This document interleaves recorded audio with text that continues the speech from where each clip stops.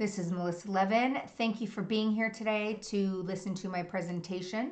I am a certified financial planner. I've been in the business since 1997, and I was a math major from actually a math statistics major, graduated from UC Irvine in 97, and directly out of college I started my career. Along the way, I found a love and a passion for life, disability, and long term care insurance. So I have a full financial background, but I specialize in this area.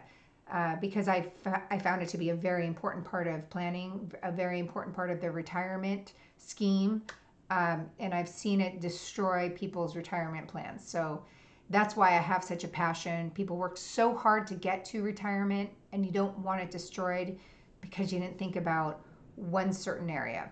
And I'm actually talking about long-term care insurance, which I'm going to give my presentation about today. However, quickly, I'm going to talk about life insurance. Life insurance, in short, is there to protect the ones you love. That's the biggest reason why people buy life insurance. So those kids in the background, those are my 3 kids, and I've got my husband, who is the lead singer of a Queen tribute band. He's amazing. If you haven't seen them, they are the Kings of Queen. Look them up. But anyways, I have life insurance on my life because if something happens to me, I know they will be emotionally distraught.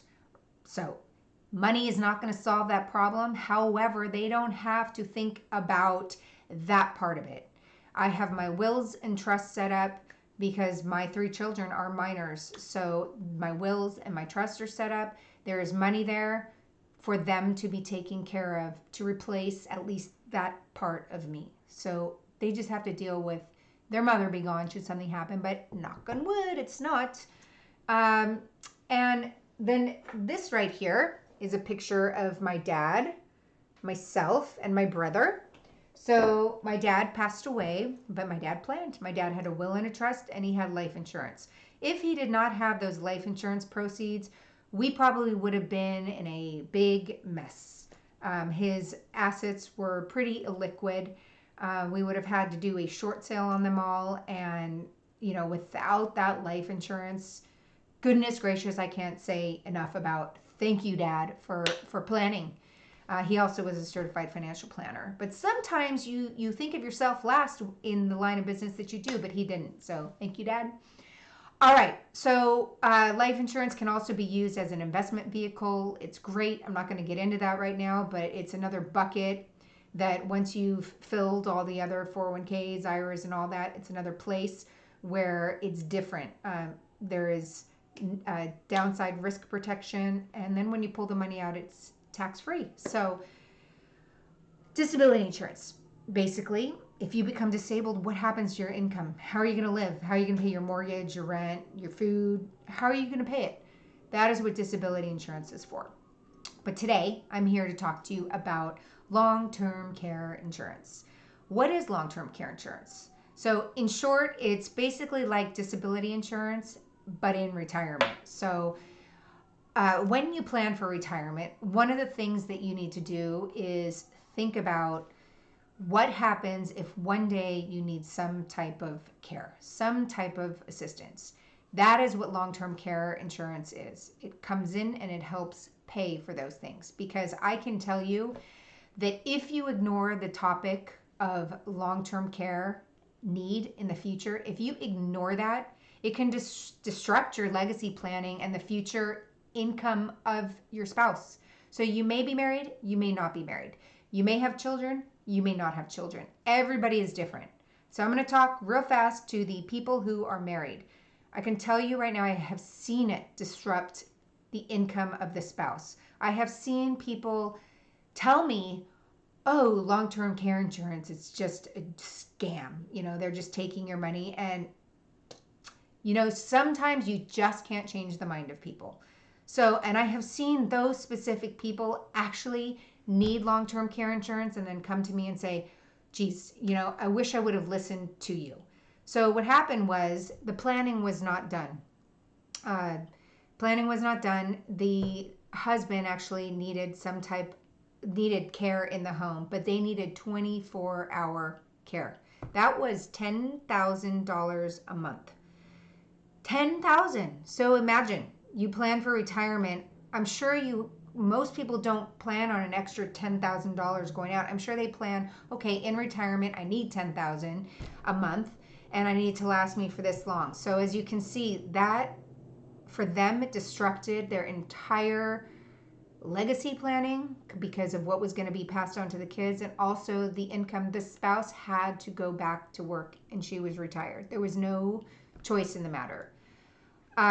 So the other thing is, like I said, I've got these 3 kids and I've got my husband.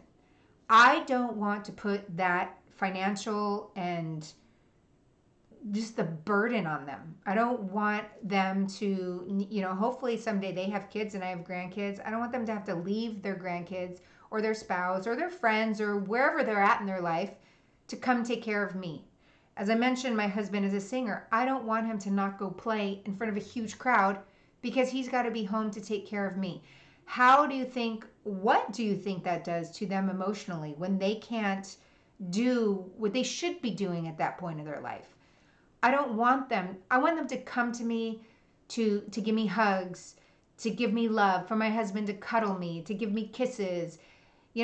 That's what I want. I don't want them to have to feel burdened and stuck to this house because of me.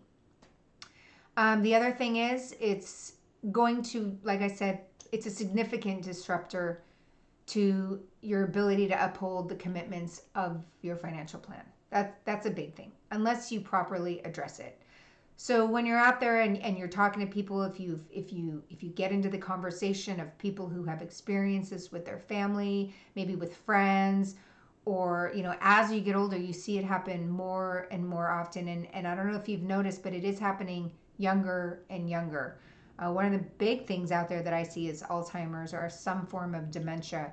That is one that keeps you going, but not in a very good way once you get to that point. So